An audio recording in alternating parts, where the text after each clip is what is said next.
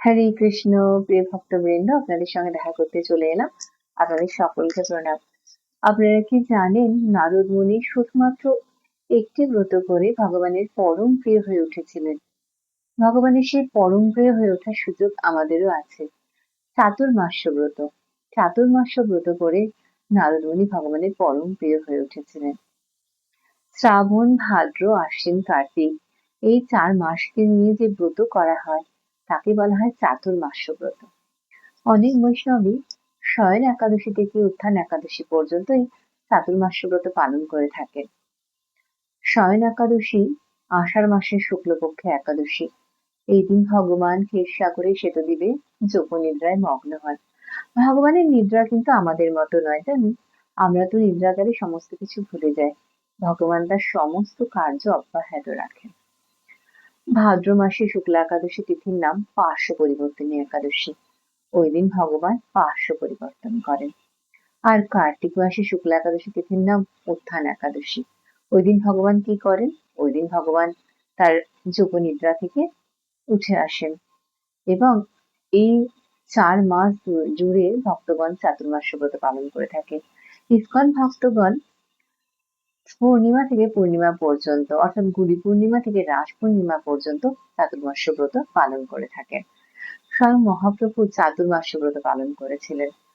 চৈতন্য চৈতামৃতের মধ্যলীলাতে রয়েছে, বঙ্গ থেকে ভক্তগণ রথের আগেই পুরীতে পৌঁছে যেতেন, আর সেখানে সংকীর্তন রঙ্গে রথযাত্রা অনুষ্ঠানে অংশ নিয়ে মহাপ্রভুর সঙ্গে তারা শয়নী একাদশী থেকে উত্থান একাদশী অব্দি পালন করে রাস পূর্ণিমাতে ব্রত উদযাপন করার পর বঙ্গে ফিরে আসতেন।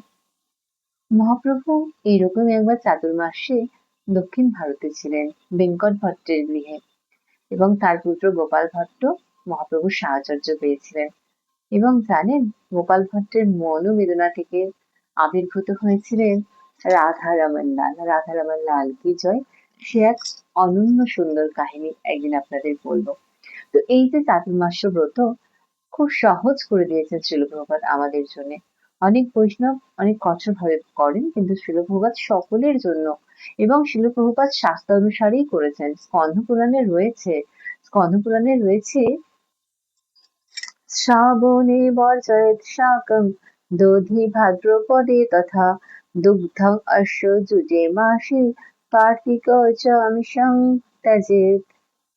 এই শ্লোকে বলা হয়েছে, শ্রাবণ মাসে আমরা শাক বর্জন করব, ভাদ্র মাসে আমরা দধি বর্জন করব, আশ্বিনে আমরা দুধ বর্জন করব, আর কার্তিকে আমরা সমস্ত প্রকার আমিষ আহার বর্জন করব।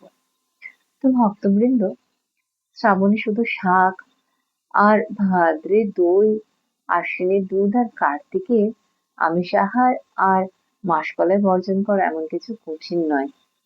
ভক্তরা অনেক অনেক ক্লেশ স্বীকার করে, আমি জানি অনেকের অনেক অসুবিধা রয়েছে। অনেকে হয়তো 4 মাস ধরে নিরামিষও খেতে পারবেন না, তবে যারা ভক্ত, যারা প্রসাদ ভোজী, তারা এই 4টি বিধি মেনে চলবেন।